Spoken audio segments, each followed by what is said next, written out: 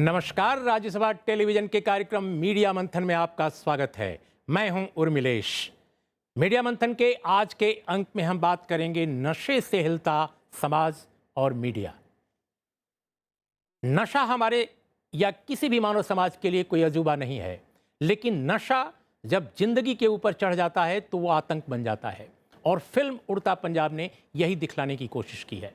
नशीले नार्को आतंक के शिकारों और उस आतंक के गुनहगारों की असल कहानी बताते हैं। ये धंधा इस वक्त हजारों करोड़ का हो चला है। फिल्म को कोई पसंद करे या नापसंद, उसने नशे में मदहोश, बेहोश और हमारे समाज के एक बड़े हिस्से की त्रासदी को उसकी पूरी जटिलता के साथ पेश किया है। मादक द्रव्यों के काले धंधे के राजनीतिक अर्थशास्त्र और अफसरशाही के एक हिस्से की मिलीभगत को भी फिल्म ने निशाना बनाया है। मीडिया में भी ये सवाल लगातार उठते रहे हैं, लेकिन जमीनी स्तर तक पहुंच रखने वाले मीडिया, खासकर चैनलों और भाषाई अखबारों में ये कभी अभियान के तौर पे नहीं दिखे। पाठकों, दर्शकों पर वो असर नहीं छोड़ सके जिसकी दरकार थी। आए दिन किसी न किसी अभियान में जुटे रहने वाले खबरिया चैनलों ने अगर नशे के इस भयानक कारोबार और उसमें दम तोड़ती मनुष्यता को अपने विशेष कवरेज या अभियान का विषय नहीं बनाया तो सवाल उठना लाजमी है कि आखिर ऐसा हुआ क्यों। इस मुद्दे को हजारों किलोमीटर दूर किसी गुफा में छिपे बगदादी के आतंक के अभियानी कवरेज का चौथाई कवरेज भी क्यों नहीं मिल पाया। जहां तक मैं समझता हूं, उड़ता पंजाब की कामयाबी भारतीय मीडिया, खासकर उसके पंजाब कवरेज की विफलता को भी उजागर करती है। संभव है हमारे मेहमानों में सभी इस बात से सहमत न हों, लेकिन मीडिया कवरेज पर सवाल तो बनते ही हैं। ऐसे ही कुछ सवालों पर केंद्रित है आज का मीडिया मंथन। इसमें भाग ले रहे हैं कई 4-5 खास मेहमान। हमारे साथ हैं इस वक्त विपुल मुदगल, जो कॉमन काज के डायरेक्टर हैं, एग्जीक्यूटिव ऑफिसर हैं। हमारे साथ हैं संदीप भूषण, वरिष्ठ पत्रकार, और साथ में है Sakshi, research fellow, Vidhi centre for legal policy. और कोशिश करेंगे कि चंडीगढ़ से भी हम अपने कुछ मेहमानों को जोड़ें। हमारे साथ हम कोशिश करेंगे निदेशक विकास और संचार संस्थान डॉक्टर प्रमोद कुमार, जो खासकर पंजाब और आसपास के इलाकों में नशे से पीड़ित बड़े समाज में क्या क्या त्रासदियां गुजरी हैं, किस तरह का वहाँ हाल है, क्या सिनेरियो इमर्ज किया है, इस पर उन्होंने काफ़ी रिसर्च किया है। हम प्रमोद से भी बात करने की कोशिश करेंगे। शुरुआत विपुल हम आपसे करते हैं। बहुत संक्षेप में हम ये समझना चाहते हैं कि दो तस्वीरें हमारे सामने हैं। उड़ता पंजाब की एक फिल्म आई है, फिल्म को कोई पसंद करे ना पसंद करे, हम उसका रिव्यू नहीं यहाँ करने जा रहे हैं। दूसरी तरफ जो मीडिया है, खासकर नेशनल मीडिया, और उसमें भी नेशनल मीडिया के जो रीजनल सेंटर्स हैं और भाषाई पत्रकारिता है, खासकर पंजाब की, जो एक समय बहुत स्ट्रांग थी। इन दोनों के अगर डिपिक्शन को, दोनों के इस कथा वस्तु के चित्रांकन को अगर आप कंपेयर करते हैं तो कैसे पाते हैं? एक तो मैं बड़ी अच्छी बात आपने शुरू में ही कह दी सबसे पहले कि आपने टेलीविज़न को दूसरे संचार माध्यमों से अलग कर दिया। क्या है कि टेलीविज़न का जो डिस्ट्रीब्यूशन है पंजाब में, वो ऑलमोस्ट रूलिंग पार्टी के हाथ में है।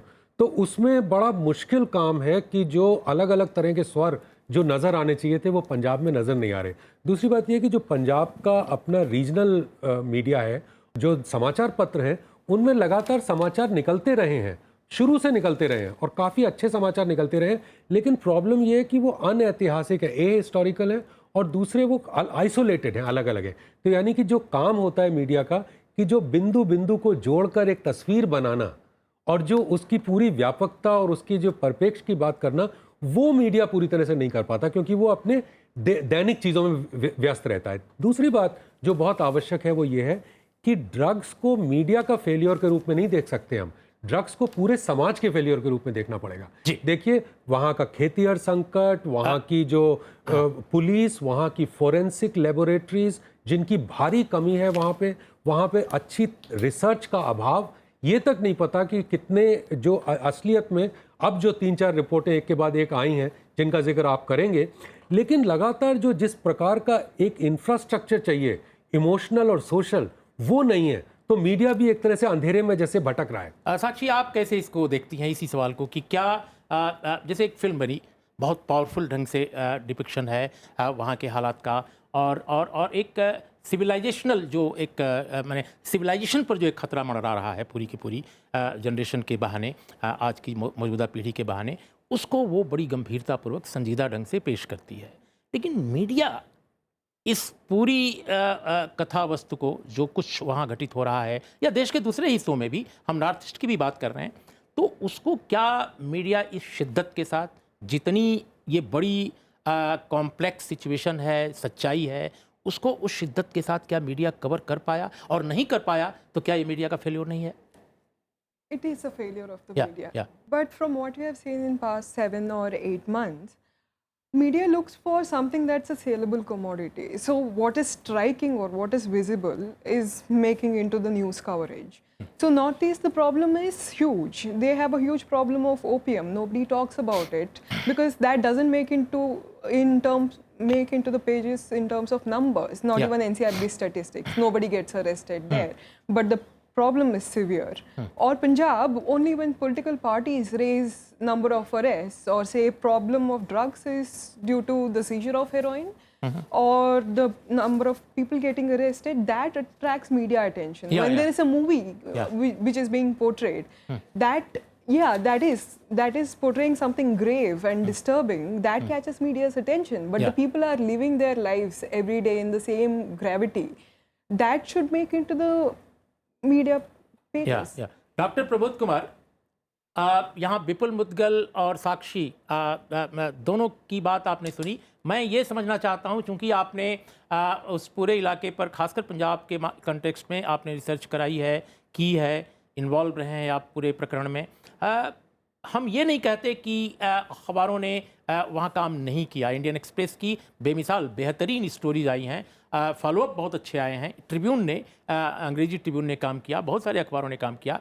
लेकिन पंजाब के सरजमी पे, ग्रासरूट लेवल पे जिन चैनलों का, जो भाषाई चैनल हैं, जो भाषाई अखबार हैं, जो जन जन तक पहुंच सकते थे और इस आतंक के खिलाफ, आतंक विद इन द कोर्ट, इसके खिलाफ जो सिविलाइजेशन पर एक खतरा मंडरा रहा है, पूरे अर्थतंत्र पर एक खतरा मंडरा रहा है, उसके खिलाफ एक जन अभियान में तब्दील कर सकते थे, कलेक्टिव कॉन्शसनेस में लोगों के घुसकर। वो काम अगर मीडिया ने नहीं किया तो आप इसको कैसे एनालाइज करेंगे? देखिए उन्मिलेश, अभी जो बात विपुल ने कही, मैं वहां से शुरू करूंगा कि जिस तरह से इस सारे इशू को समझा गया अहिस्टोरिकल ढंग से, वो, और सेकंड बात जो मीडिया में कि लोगों को इंड्यूस किया गया to seek simple answers to complex questions, कि अगर आप थोड़े से कॉम्प्लेक्सिटी में गए नहीं तो वो सोचेंगे शायद आप ड्रग बढ़ाने वाली साइड में हैं। इस तरह की जो लेबलिंग जो होती है वो मीडिया में होती रहती है। और तीसरी बात जो साक्षी ने भी कही, जो नंबर्स की गेम सारी, कि आप जब नंबर्स को कह के कि 78% यूथ या 75% यूथ जो ड्रग एडिक्ट हो गया, तो उसको इस तरह से सेंसेशनलाइज किया गया जैसे पंजाब में हर आदमी ड्रग एडिक्टिव चला घूम रहा है। जी, लेकिन एक यूनिवर्सिटी के सर्वे में वो बात आई थी। नहीं, वो यूनिवर्सिटी का सर्वे जो था हमारे से बाद हुआ, जो संधू साहब ने किया था, उसमें 70% of the drug addicts were youth, not 70% of the youth were drug addict. तो ये एक वही बात है कि आप सिंपल अपनी बात कहना चाहते हैं, ना कि उसकी कॉम्प्लेक्सिटी को समझना चाहते हैं। पर इसके साथ साथ मैं दो बातें बिल्कुल क्लियर कहना चाहूंगा। एक तो ये कि ये प्रॉब्लम हिस्टोरिकल है। सबसे पहले हमने जो एक स्टडी करी थी 1998 में, जी, और वो स्टडी जो थी 2008 में असेंबली में टेबल हुई, हेल्थ मिनिस्टर ने टेबल करी, और उसमें एक एक्शन प्लान सप्लाई साइड और डिमांड साइड दोनों का था, कि सप्लाई साइड के जो 3 तरह से ड्रग, जो इंटरनेशनल डायमेंशन है, उसकी रीजनल डायमेंशन और लोकल साइट्स हैं, उनको लेके वो बात की गई कि उसको किस तरह से कंट्रोल करना है और उसके साथ डिमांड साइड को कैसे करना है। तो ये समस्या डिस्कशन में भी है और बातचीत में भी है। पर जो बात आप कह रहे हो, मैं बिल्कुल सहमत हूं कि इसको एक तरह से अभियान की तरह नहीं चलाया गया, और जो कि अब चल रहा है, और उसका एक रीजन है। उसका रीजन ये है कि रिसेंटली इसकी एक पॉलिटिकल डिमेंशन आ गई, एक पर्टिकुलर पॉलिटिकल पार्टी पे ब्लेम लगा। जी, और उस वजह से ये पार्टी एक तरह से ये सारी प्रॉब्लम सेंसेशनलाइज हो गई। नहीं तो उससे पहले 30 साल ये सारी पॉलिटिकल पार्टीज ड्रग बांट के वोटें लेती रही। डॉक्टर प्रमोद कुमार, आप हमारे साथ प्लीज बने रहेंगे। हम फिर आपके पास आएंगे, क्योंकि अभी हमारे पास सवाल और हैं समझने के लिए और अपने दर्शकों को समझाने के लिए। संदीप, जो बात डॉक्टर प्रमोद कुमार कह रहे हैं, एक जर्नलिस्ट के नाते जो लंबे समय तक टेलीविज़न में काम कर चुका है, जो पंजाब कवर कर चुका है, आप कैसे देखते हैं? क्या हम मीडिया वाले अपनी कमी को सेल्फ क्रिटिसिज्म के तौर पे भी नहीं लेना चाहते कि हमारी भी कोई कमी थी? ठीक है, रिसर्च जो लोग कर रहे थे, गुरु नानक देव यूनिवर्सिटी हो या डॉक्टर प्रमोद कुमार का संस्थान हो या बहुत सारे वहाँ के सोशल साइंटिस्ट, लेकिन व्हाट अबाउट मीडिया? खासकर मैं पंजाबी मीडिया की बात कर रहा हूँ, मैं चैनल्स की बात कर रहा हूँ। इसमें उर्मिला जी, जो मैं भी 2-3 पॉइंट्स ब्रीफली बना दूं। सबसे मेन पॉइंट है जो विच इज़ एक्चुअली जो हमारे पॉलिटी का एक तरह से स्कर्ज हो गया है कि सिर्फ चुनाव जहां पर जब होता है उसका समय, तभी ये सारे इशू सामने आते हैं और उसी समय आपके रिपोर्टर्स भेजे जाते हैं, उसी समय ये विश्लेषण का इशू बन जाता है। तो मेरा ये मानना है कि उड़ता पंजाब इतना बड़ा कंट्रोवर्सी नहीं होता अगर ये चुनाव नहीं होता। अगर ये 1 साल पहले ये मूवी आती तो शायद इस पर इतना आवाज़ नहीं होती, बट चूंकि ये चुनाव के समय आया है इसलिए बहुत बड़ा मसला बना। और सबसे बड़ा प्रॉब्लम ये कि चुनाव के साथ ये मुद्दा फिर दफन हो जाएगा, इसको आगे नहीं ले जाया जाएगा। So this is actually a problem not just of this issue in Punjab, मगर ये पूरा एक व्याप्त इशू है। आप देखिए कोई इलेक्शन जो अभी यूपी का आने वाला है, आप देखिएगा कि सैकड़ों के तादाद में रिपोर्टर्स जाएंगे और उसके बाद फिर सब वापस। तो ये एक बहुत बड़ा फायदा। एडहॉकिज्म। दूसरा मैं संदीप, मैं दूसरे पहलू पर आऊंगा, लेकिन एक छोटा अंतराल अभी लेते हैं और अंतराल के बाद जब लौटेंगे तो आप चारों लोगों से हम कोशिश करेंगे कि इस विषय को ठीक से समझने की कोशिश करें अपने दर्शकों के लिए।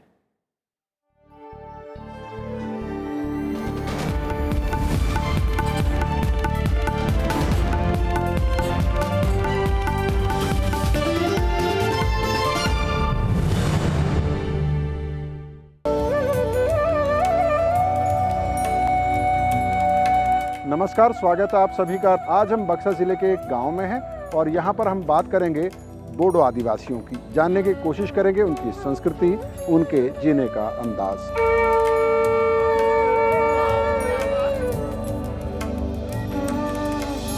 बाथौखा लड़की ब्रह्मो में भी ला सकते हैं, ब्रह्मोखा लड़की बाथू में भी ले सकते हैं।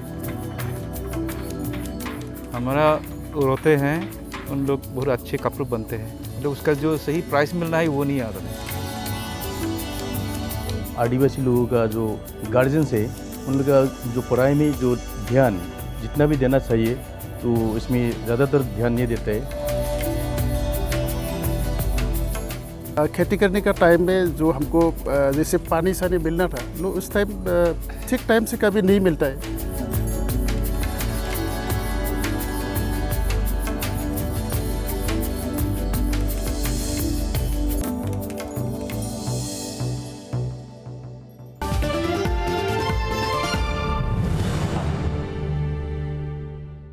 मीडिया मंथन की आज की चर्चा में आपका एक बार फिर स्वागत है। आज हम बात कर रहे हैं नशे से हिलता समाज और मीडिया कवरेज, पंजाब के संदर्भ में, देश के उन तमाम हिस्सों के संदर्भ में जो खासकर नशे के आदी लोगों की संख्या जहां बहुत ज़्यादा है, जहां ड्रग एक आतंक की तरह छाया हुआ है। विपुल, हम ये समझना चाहते हैं, खासकर प्रमोद की बात और संदीप ने जो कहा और साक्षी ने कहा, तीनों के कॉन्टेक्स्ट में, कि भाई प्रमोद ने भी कहा कि सभी दल इसके लिए जिम्मेदार हैं। ऐसा नहीं कि किसी एक दल, जब एक ही दल पर केवल निशाना हो जाता है तो सारी बहस एक दल पर केंद्रित हो जाती है। संदीप का कहना है कि चुनावी मौसम में ही ये मुद्दे उठते हैं और एक कंसिस्टेंट, एक बहुत ही निरंतर प्रयास नहीं होता है। ये सब सही है। मैं एक्सप्रेस की स्टोरी देख रहा था, एक्सप्रेस ने भी एक सीरीज चलाई, उसमें एक उन्होंने लिखा एक सीरीज में, why every political party in Punjab loves a drug addict. बहुत सारी कहानियां आई हैं हमारे सामने, लेकिन हम ये समझना चाहते हैं कि आखिर मीडिया का क्या पक्ष है।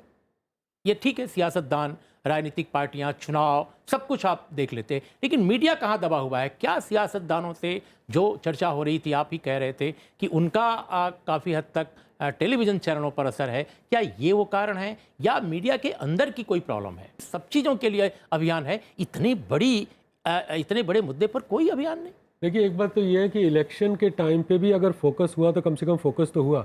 मीडिया के बारे में मैं ये भ्रांति लोगों की दूर कर दूं कि पंजाब का जो मीडिया है, मैंने 2013 में, 2014 में ट्रिब्यून में, हिंदुस्तान टाइम्स में, इंडियन एक्सप्रेस में, पंजाबी और हिंदी ट्रिब्यून में लगातार स्टोरीज़ की सीरीज़ की है। उसमें इंक्लूसिव मीडिया फॉर चेंज ने एक फेलोशिप दी थी जिसमें आप भी मौजूद थे, उसकी निर्णायक मंडल में। उसमें एक व्यक्ति ने गांव-गांव जाके 7 पार्ट की सीरीज़ की थी। वो तो काफ़ी कुछ छपा है, लेकिन उसमें यह है कि देखिए, जो जिस तरह के तथ्य आने चाहिए वो मीडिया के इन्वेस्टिगेशन में नहीं आते। जैसे कि आप GNDU की स्टडी हुई, IDS की इंस्टीट्यूट ऑफ डेवलपमेंट स्टडीज़ की हुई, या विकास संचार संस्थान की हुई, या all India institute of medical sciences की हुई, तो तुरंत इनकी रिपोर्ट को पब्लिक किया जाना चाहिए। इनके बारे में उसके ऊपर फिर बहस होगी। लोग तरह, अब देखिए पूरे सारे कोर्ट कचहरी ड्रग के केसेस से फुल हैं, भरे हुए हैं, इसका और कुछ हो ही नहीं रहा। जेलें ड्रग के केसेस से भरी हुई हैं, कम से कम 15-20 हज़ार केसेस जो है वो सब्सटेंसेस दिए हुए लैब्स में, और उनकी जांच तक नहीं हो पा रही क्योंकि लैब्स नहीं है। साक्षी, ये इसमें आपको क्या लगता है कि जो एडमिनिस्ट्रेशन है, जो गवर्नेंस से जुड़ी एजेंसीज हैं, उनका कितना बड़ा रोल है कि ये एक जन इशू, एक पीपल्स इशू नहीं बन पाया? True, they have a major role, and they have the significant role because enforcement is not about arresting traffickers. Yeah. So, how do you deal with rehabilitation? Because until Mr. Rahul Gandhi mentioned the 70% as addicts, nobody spoke about addicts. And the government did not have a government run. Entirely correct, by the way. Yeah, he got the numbers wrong. Pointed out that it was he got the numbers wrong. It's from a very small sample size. Please. Until he spoke, the government did not have a proper government-run rehabilitation system, de-addiction systems. And in 2014, under Ministry of Social Justice, they brought in 22 government-run rehabilitation systems. We need more of that. That is missing. The huge aspect of the NDPS Act, which is how to deal with addicts in form of rehabilitation and not as punishment, is missing. You don't resolve a healthcare issue by locking up people. What makes it जेलों में लोग मर रहे हैं, suicide कर रहे हैं। I mean, Indian express की जो सीरीज है पूरी की पूरी, अगर आप देखें, नार्को वार क्रैक्स इन क्रैकडाउन, इस सीरीज में बहुत सारी ऐसी कहानियां आई हैं कि लोग कैसे सुसाइड कर रहे हैं और जेल में रहने वाले कैदियों के सहयोग से सुसाइड कर रहे हैं। कई जगह एडमिनिस्ट्रेशन के लोगों से मिलकर सुसाइड कर रहे हैं। ऐसी केसेज आई The हैं। extensive problem is much more than that. What you see in jail, from at least from the information that we got through RTI applications, those who are in jail are punished for a huge amount of traffic substance, commercial substance, but the individuals are dying outside as well, which does not get documented. right. So that register is missing from administration and from media. Both. Sandeep, जो बात साक्षी कह रही हैं, और अभी विपुल ने भी बल्कि इंटरवीन किया कि राहुल गांधी ने जो कहा, मैं किसी राजनीतिक और राजनेता की टिप्पणी पर नहीं बात करना चाहता, लेकिन एटलीस्ट उस घटना से मीडिया ने उसको जिस तरह से बयान दिया, चाहे वो बयान अतिशयोक्तिपूर्ण ही क्यों न रहा हो, लेकिन एक राष्ट्रीय चर्चा में आया। उस बयान ने एक तूफान मचा दिया, एक तहलका मचा दिया। लोग शिद्दत के साथ सोचने लगे कि आखिर जिस पंजाब को आतंकवाद से उबारा गया है, वो पंजाब फिर किस तरह के आतंक का शिकार हुआ है। क्या ऐसा नहीं लगता कि फॉलोअप जिस तरह से मीडिया को बैलेंस ढंग से करना चाहिए था, तमाम फैक्ट्स आए थे, प्रमोद कुमार के इंस्टीट्यूट की मीटिंग सर्वे था, गुरु नानक देव यूनिवर्सिटी का था, बाद के दिनों में all India institute of medical sciences की रिपोर्ट आई, क्यों नहीं फॉलो ठीक से हुआ? ये उसका कारण ही वही है कि एक चुनाव का एक जब माहौल बनता है, उस समय ये एक ज्वलंत इशू बन जाता है, और एक दूसरे पर ट्रेड चार्जेस करने के लिए, प्राइम टाइम डिबेट के लिए वो एक बहुत ही एक फर्टाइल इशू हो जाता है। बट जब वो मुद्दा खत्म हो जाता है चुनाव का, तो इट जस्ट गेट्स बेरिड। और मेरे समझ से कि जब तक इसको एक कंसिस्टेंटली, जैसे कि आप देखिए कि इस इतने दिनों में जो ये चल रहा है जिसकी हम बात कर रहे हैं, क्या पंजाब सरकार से कुछ भी उन्होंने एक ऐसा चीज़, कोई ऐसा स्टेप लिया हो जो इंडिकेट करता हो कि वो प्रेशर में है, और ये सारा जो पब्लिक आउटक्राई हो रहा है, public mass consumption of drugs के खिलाफ, कि वो इससे कुछ इम्पैक्टेड हुए? मुझे तो नहीं एटलीस्ट देखने में लग रहा है। तो कुल मिलाकर के जब तक ये कंसिस्टेंट, और मैं कोई एक छोटी सी उदाहरण देता हूँ कि एक्सप्रेस का इतना, and I am also fan, जैसे कि आप भी हैं, उन्होंने बहुत बढ़िया काम किया, बट देखिए वो एक सिंपल सा RTI एक उन्होंने वो किया, और RTI से सारे पुलिस स्टेशन से उन्होंने डेटा निकलवाया। इसमें कोई रेडिकल चीज नहीं है, कोई बहुत इन्वेस्टिगेटिव कम उस हिसाब से अगर देखा जाए। हाँ, तो बट उन्होंने RTI से एक सरकारी लॉ को उन्होंने इस्तेमाल किया है, और कम से कम 5 रिपोर्टर्स का एक ब्यूरो बना करके एक फोकस तरीके से वो सारे FIR को उन्होंने डॉक्यूमेंट पढ़ा है। उन्होंने ये भी दिखाया है कि FIRs किस तरह से एकदम आइडेंटिकल है कई केसेस। संदीप, एक दूसरा सवाल मीडिया को लेकर मेरे जहन में उभर रहा है कि ठीक है, हो सकता है जो पीपल कह रहे हैं कि जो लोकल चैनल्स हैं, लोकल अखबार हैं, कहीं ना कहीं लोकल जो पॉलिटिशियंस हैं, सियासतदान हैं, सत्ता की संरचना है, उसका कंट्रोल है, कंट्रोल नहीं कहें लेकिन एक डोमिनेशन उनका है। नहीं, तो डिस्ट्रीब्यूशन पे कब्जा है सर। कब्जा है, जी, जी, डोमिनेशन जी, नहीं है, जी, कब्जा है वो तो डिस्ट्रीब्यूशन कॉर्पोरेशन पे। जो आप प्रमोद जी रिपोर्ट बताएंगे, आपको जो छोटे मोटे चैनल हैं जो बात कर सकते हैं, जो विरोध के स्वर उठा सकते हैं, उनको बिल्कुल डिस्ट्रीब्यूट ही नहीं किया जा रहा। एग्जैक्टली, वो तो जो ये fast स्थितियां ways हैं। लेकिन मैं एक दूसरा सवाल जो मीडिया से जुड़ा हुआ है वो यही है कि इस कॉन्टेक्स्ट में जो नेशनल चैनल्स हैं, देश के तथाकथित नेशनल चैनल, अगर उनके ब्यूरो, पंजाब के, अमृतसर का ब्यूरो, जलंधर का ब्यूरो, चंडीगढ़ का ब्यूरो, अगर वो एक्टिव होता, वो प्रोएक्टिव होता और बेहतर ढंग से वो चारों तरफ घूमकर काम कर सकता था, जिस तरह टेररिज्म के दौर में, एक्स मिलिटेंसी के दौर में काम होता था, तो क्या ये इशू नेशनल इशू या बनता? और साथ साथ जो सिविल सोसाइटी पंजाब में है उसको भी, उसमें भी एक हरकत आ सकती थी। क्या यहाँ चूके हैं क्योंकि ब्यूरो काम नहीं कर रहे हैं, नेशनल ब्यूरो, नेशनल चैनल्स के? इसमें मैं 2-3 पॉइंट बता दूंगा। Yeah, एक तो please. सबसे इम्पोर्टेंट ये है कि आई मीन जो पीपल हुआ sitting in Delhi, by and large वो अमूमन ज़्यादा इसको तवज्जो नहीं देते कि इतने लोग मर गए। आप देखिए महाराष्ट्र में क्या हो रहा है, कितने फार्मर्स ने सुसाइड किया, कितनी बार वो एडिटोरियल में यहाँ पर सीरियसली डिस्कस होता है। It does not matter.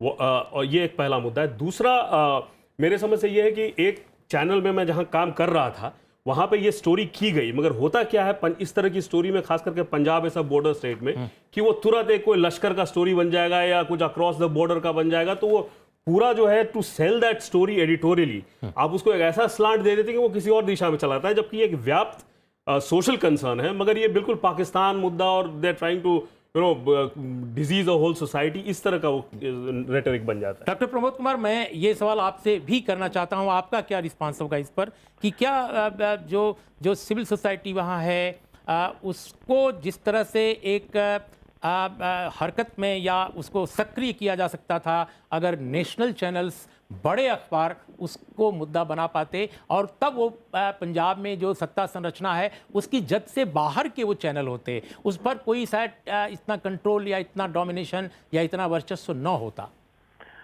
उन्मेलिश जी, इसमें दो नजरिए हैं। एक तो ये है कि ये जो सब कुछ हुआ उसमें एक बात तो बिल्कुल उभर के आ गई कि अब ड्रग अब्यूज के अगेंस्ट बोलने से वोट मिलेगा। तो मैं समझता हूँ एक तो ये पॉजिटिव डेवलपमेंट है। पहले ड्रग बांटने से वोट मिलता था, अब ड्रग अब्यूज के अगेंस्ट बोलने से वोट मिलना है। और उसके बाद जो बात आपके पैनलिस्ट ने कही कि भी इलेक्शन के बाद फिर वैसा ही चलेगा जैसे पहले चलता है, मैं उनसे सहमत हूँ। पर अब ड्रग अब्यूज के सब पार्टीज को ड्रग अब्यूज के खिलाफ खड़े होने पड़ रहा है। ये बड़ी पॉजिटिव डेवलपमेंट। दूसरी, जो आपने मीडिया की कवरेज की बात करी, मैं तो अभी कितने महीनों से ये डिस्कशन चल रहा है, हमें तो कभी किसी ने नहीं कहा कि भैया अपनी रिपोर्ट दे दे, उसकी हम डिटेल छापना चाहते हैं, उसमें क्या क्या काम हुआ। आज से अगर 1998 में आपने माफिया का बताया था कि इसमें पॉलिटिशियन, पुलिस सब इन्वॉल्व हैं, वो लिखा हुआ उसमें, तो उसको आगे लेके आते हैं, तो किसी ने तो अप्रोच कभी किया नहीं, टू सीरियसली डिबेटेड। और तीसरी बात जो मुझे बड़ी बिल्कुल इंटरेस्टिंग लगती है कि इसको बना दिया गया पंजाब ड्रग प्रॉब्लम, जबकि ये है ड्रग प्रॉब्लम इन पंजाब। अब पंजाब ड्रग प्रॉब्लम लाते हो तो ये लेबल हो जाता है और स्टिग्मेटाइजेशन हो जाता है। एग्जैक्टली। तो उससे ये होता है कि एक जो यूथ है जिसको नौकरी चाहिए उसको अब नौकरी नहीं मिलेगी। प्रमोद, इसीलिए हम इसको इस रूप में नहीं ले रहे हैं। हाँ, मैं आपसे सहमत हूँ। मैं तो कह रहा हूँ मीडिया में जो हो रहा है उसमें इसको पंजाब की ड्रग प्रॉब्लम बता दी गई जी। अगर आप थोड़ा रेप पार्टीज पुणे की एक आध पिक्चर में पंजाब में दिखा देते तो थोड़ा नेशनल कॉन्टेक्स्ट बन जाता कि रेप पार्टी इन मुंबई में जब हो रही है, कैसे जो ये एक्टर वेक्टर उसमें हिस्सा लेते हैं। एक्ट्रेस का नाम आया है बहुत बड़े रैकेट में, आप जानते हैं। बिल्कुल, मैं नाम नहीं लेना चाहता किसी का, मुझे पता है, बिल्कुल आया है। और रेप पार्टी दिल्ली की दिखा देते तो उसमें पंजाब पे ऊपर जो लेबल लगा, क्योंकि हमारे पंजाब के जैसे ट्रक ड्राइवर पे लेबल लगा था कि वह HIV एड इन्फेक्टेड है, आज तक उनके घर में कोई शादी नहीं करता जी। अगर सांसीज को आपने क्रिमिनल ट्राइब डिक्लेयर कर दिया था, आज तक वो इंक्लूसिव नहीं हो पाए। तो मुझे लगता है एक फिल्टर जो है नहीं, वो मीडिया में भी लगना चाहिए कि इसे ड्रग प्रॉब्लम इन पंजाब और बिल्कुल सीरियस है और इस पे चर्चा भी होनी चाहिए और इसके कॉजेज भी देखने चाहिए और सोसाइटी लेवल पे जो फेलियर है उसको भी मोबिलाइज करके डिमांड साइड को भी देखना चाहिए। नहीं, लेकिन आप स्वयं ही प्रमोद कह रहे हैं कि आपकी रिपोर्ट कोई देखने नहीं आता, कोई मांगने नहीं आता, तो कहीं ना कहीं पंजाब बेस्ड जो मीडिया है जो इतना एक जमाने में, और हमने देखा है, हम स्वयं चंडीगढ़ रहे हैं पोस्टेड एक अखबार के साथ, तो तो इतने एक्टिव मीडिया को आखिर क्या हो गया है? क्या सियासत की कोई संरचना में तब्दीली है? कोई सियासत की स्टाइल ऑफ फंक्शनिंग में चेंजेज आए हैं? उर्मिलेश जी, नेशनल मीडिया वाला भी हमें जब बुलाता है टीवी पे तो ये पूछता है कि मजीठा जी का क्या हाथ है। भैया ये मजीठा जी के हाथ की बात हम क्या करेंगे यार, क्या बताएंगे? आप प्रॉब्लम की सीरियसनेस को समझो, उसकी डायमेंशन को देखने के लिए उसके कॉजेशन ढूंढो। तो नेशनल मीडिया भी तो सिर्फ सेंसेशनलाइज ही कर रहा है जी। अगर लोकल मीडिया जो है वो अगर इग्नोर कर रहा है या नजरअंदाज कर रहा है तो नेशनल मीडिया उसको सनसनी बना रहा है। डॉक्टर प्रमोद कुमार, हमसे जोड़ने के लिए बहुत बहुत धन्यवाद। हमारे पास बहुत कम वक्त था, वरना हम चाहते थे कि और आपसे बात करें, लेकिन विपुल जाते जाते हम बिल्कुल अंत में समझना चाहते हैं अपने दर्शकों के लिए कि ऐसे दौर में जब एक पावरफुल फिल्म, हम फिर कह रहे हैं कि कोई इसे पसंद करे या नापसंद करे, हम फिल्म को कोई सर्टिफिकेट नहीं दे रहे हैं, कुछ लोग सर्टिफिकेट देना ही नहीं चाहते थे, लेकिन हम तो बस ये समझना चाहते हैं कि क्या ये फिल्म आईना नहीं दिखाती है हम सबको? बिल्कुल दिखाती है आईना, और ये भी बताती है कि ये फोकस इस चीज़ पे होना चाहिए कि कम से कम 7,500 8,000 करोड़ का बिजनेस है। ये भी है कि पड़ोस के देशों में जिस तरह का आतंकवाद चल रहा है, जो शब्द आपने शुरू में एकदम इस्तेमाल किया, नार्को आतंकवाद, तो वो सारी चीज़ें इसके साथ में जुड़ी हुई हैं। हम लगातार ये कह रहे हैं कि इस बिज़नेस में जो ट्रेंड्स निकल के आ रहे हैं उसमें यूथ है, यंग लोग जो है, पूरी पीढ़ी बर्बाद हो रही है। तो उसके साथ में मीडिया को भी आत्ममंथन करने का बहुत अच्छा समय है, इलेक्शन के पहले या इलेक्शन के बाद। साक्षी, last two sentences. How do you summarize this media issue? Sure.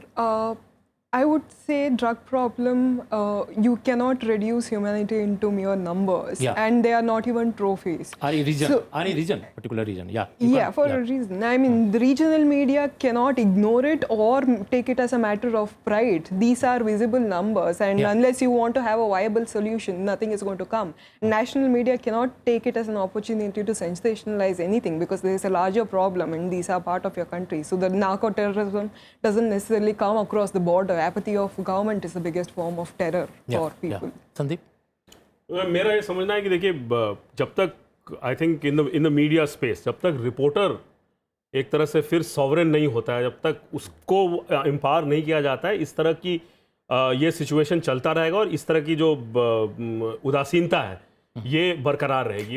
और खास करके ये और गंभीर होता जा रहा है उर्मिला जी, क्योंकि ये ट्विटर का जो अब हो गया है ना, ट्विटर एक बहुत बड़ा कंटेंट जनरेटर हो गया है हमारे टेलीविजन चैनल और हमारे सोशल जो पॉलिटिकल ऑर्गेनाइजेशंस हैं, उनके एजेंडे भी, कोई पलायन की बात कर रहा है, कोई लव जिहाद की बात कर रहा है, कोई घर वापसी की बात कर रहा है। तो ये जो रियल इशू सोसाइटी के हैं वो उन पॉलिटिकल पार्टीज के भी एजेंडे में नहीं है। सोशल रिफॉर्म मूवमेंट उनसे बिल्कुल बाहर हो चुका है। तो जब तक ये, मेरे ख्याल से जब तक ये ट्विटर का एक चलता रहेगा कि हर चीज जो ट्विटर पे है वही खबर है, तो ये एक बहुत बड़ा I think setback to the Indian media. मुझे लगता है हमारे चारों मेहमानों ने अपने अपने ढंग से इस इशू को एड्रेस करने की कोशिश की है, और साथ में मीडिया के बारे में भी जो बातें सामने आई हैं, मुझे लगता है कि मीडिया के कप्तानों को, मीडिया के जो संचालक हैं, उनको बहुत ईमानदारी से, संजीदा ढंग से आत्ममंथन करना चाहिए। मैं सेल्फ क्रिटिसिज्म नहीं कहूँगा, बड़ा शब्द होगा शायद उनके लिए, नाराज़ भी हो जाएंगे कुछ लोग, लेकिन आत्ममंथन करना बहुत ज़रूरी है कि आखिर हम किस दबाव की बात करते हैं। अगर समाज ही नहीं रहेगा तो हम किन किन के दबाव की चिंता करेंगे, किन किन के दबाव में हम पिसते रहेंगे।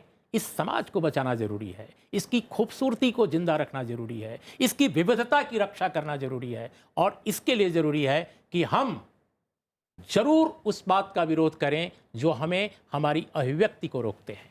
और अभिव्यक्ति अगर हमारी आबाद रहेगी तो ये ड्रग का आतंक हो, ये नार्को का जो नर्क हो, हम इन सब से फाइट कर सकते हैं, इन सब से निजात पा सकते हैं, क्योंकि लोगों की सामूहिक चेतना को हम बदल सकते हैं, उसको प्रभावित कर सकते हैं। इन शब्दों के साथ नमस्कार, देखते रहिए राज्यसभा टेलीविज़न।